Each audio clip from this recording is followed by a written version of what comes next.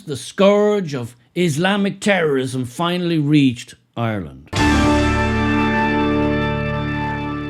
Just over a day ago, in Galway, Father Paul Murphy was viciously stabbed as he sat in his car by, it is reported, a 16-year-old radical Islamist. Father Murphy, an army chaplain, was sitting waiting to enter the army barracks in Renmore in Galway when the teen allegedly approached his car with the open window and proceeded to stab Father Murphy viciously. As the barriers were raised, Father Murphy attempted to drive inside the army barracks, with the teen continuing to attack him as he did.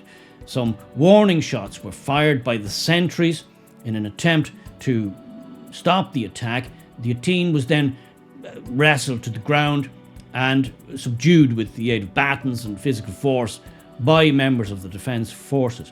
Now, Father Murphy was immediately rushed to hospital, obviously, and underwent some surgery. His injuries were serious, but thankfully not life-threatening, and he has since tweeted out that he is doing well and will make a full recovery. The reports that we have so far about the perpetrator of this crazy act is that he was a radicalized teenager, supposedly an Irish teenager, although in modern parlance that can mean anything. That he was somehow had a grievance with Irish involvement, I assume UN involvement, in the country of Mali. Yes, Mali, in Africa. It seems to me like a sort of a out-of-the-way place in terms of public consciousness, let's say, in the Irish societal way of thinking. But this is supposedly what he was shouting as he attacked Father Murphy. So there are no end of questions which arise from this. And of course, with the perpetrator being under the age of 18, there is only so much details that can be put forward, as he is still technically not an adult in the eyes of the state. But what we do know is that he was an Islamist, he was somehow radicalized, and they are saying that he was on a watch list, or he had been under surveillance of, or at least on the radar of the police here. Now, this coming hot on the heels of my video from just 2 days ago, where I was exacerbated with the level of knife crime. It was a day in which I discussed there had been an incident on the streets of Dublin where a guy wielding a knife, foreign gentleman, attacked another foreign gentleman, and on the very same day in Leicester Square in London, a Romanian man attacked and stabbed viciously with a steak knife a young girl of 12 who was a tourist with her mother, Australians, I believe. And I was saying this is absolutely outrageous. This is crazy. This is just not who we are. This is not the society I was born into and I grew up in. But here we are again, and yet 2 days later I'm covering this because it's hard to really get your head around the level of violence and the type of violence. And people are also noticing various trends. And I'm not going to say explicitly what those trends are. I'm sure you know exactly what they are. And the type of perpetrators and the type of crimes involved. Well, this crime is, shall we say, very problematic for the powers that be here in Ireland. It's very embarrassing because they are transforming in record time and at speed running time Irish society into a multicultural, as they would term it, utopia. And what we're seeing instead is the disintegration of Irish society. We now have a sizable proportion of people who weren't born in Ireland from all different ethnicities and indeed faiths. And one faith that has begun to get some traction and is absolutely doing the very best to increase the traction, with no small help from the very progressive Irish mainstream media, is Islam. Islam has got a foothold here in Ireland. You see Ramadan ceremonies in Croke Park, the very heart, the beating heart of the Irish Republic. They hold their ceremonies there, and it's very public, and it's on all the news channels. So they're really pushing Islam as an alternative, or the new way, as Christianity dies out, as Catholicism is now pilloried and parodied endlessly, especially with the media types and the politician types. To be a Catholic now is to be a pariah in their eyes. You'll never ever see a glowing article about Catholicism, indeed Christianity in Ireland. Now they have to be pilloried, joked about, parodied endlessly. In fact, you can't even bring up the subject of Catholicism without a person responding to you immediately with the whole paedophile priest thing, which I agree was a horrendous stain on the institution of the church. But it was a tiny minority of people doing it. It was handled badly. It was an absolute outrageous situation. But that's now used as the blunt instrument to beat down anything and everything to do with modern Catholicism, especially here in Ireland.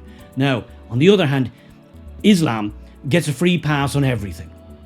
Absolutely everything. You can't say a bad word about Islam or you're Islamophobic. You probably have committed a hate crime, and you might even be a racist as well, even though Islam itself is not a race. It's a religion, it's a doctrine. So the mainstream media here, for the last number of years, which is packed to the gills with progressives, radical feminists, and all kinds of leftists, has been pushing and promoting and propelling anything that's not traditionally Irish, anything that's not traditionally nativistic to Ireland. I mean, religious-wise, ethnicity-wise. Anything that's not what you would associate with traditional Ireland has now got centre stage and now has to be on a pedestal. Well, Islam is one of those groups, one of those categories.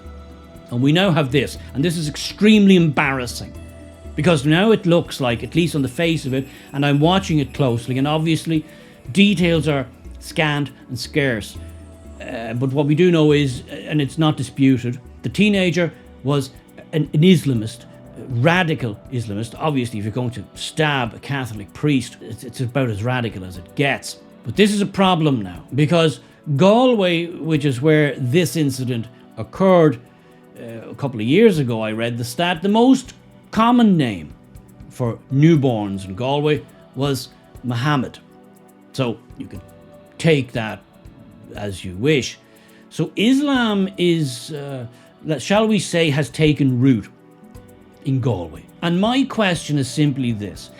They're saying now that this youth, this 16-year-old, I assume he is 16, I have no reason to doubt that, was radicalized online. Was radicalized with ISIS videos and such like. This may be the case. But I want to know, did he attend a mosque? If so, which mosque did he attend? Who did he associate with in Galway? Who was he meeting? Who did he hang around with?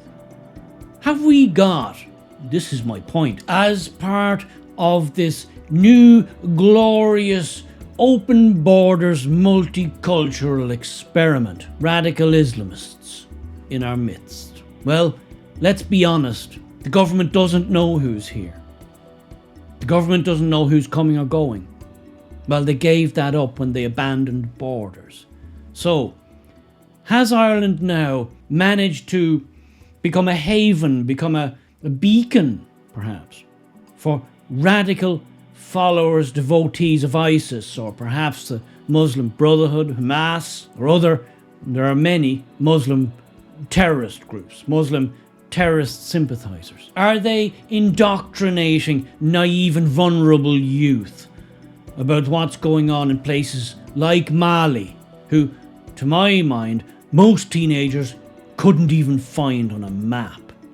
Or perhaps places like Yemen, maybe the situation in Gaza, or many other places where conflict, which has nothing to do with Ireland, is going on. Is this happening? If it was happening, would the authorities tell us? would they let us know? Or would it prove to be, shall we say, an inconvenient truth? Like the Rotherham grooming gangs. Would it prove to be just a little bit too spicy, just a little bit too much of a hot potato? Perhaps we could water it down, dilute it. The public don't need to know. It might scare the natives. To me, that's a horrifying thought. But we can see from other Western nations and their approach to a certain religion of peace that they sometimes have erred on the side of, shall we say, caution. They've sometimes erred on the side of, let's just dampen things down and make like it's nothing. Otherwise, people might get the wrong idea about the whole open borders project and the whole diversity is our strength mantra. Would there, indeed could there be, a temptation on behalf of the powers that be to just say it all happened online? Nothing to do with local mosques, nothing to do with anybody who happens to be here now, living in our midst. Why, we could even roll it into some hate speech laws, possibly. And we'd get to possibly even hang it all on Elon Musk, everybody's favourite villain, at least in Irish media and political circles.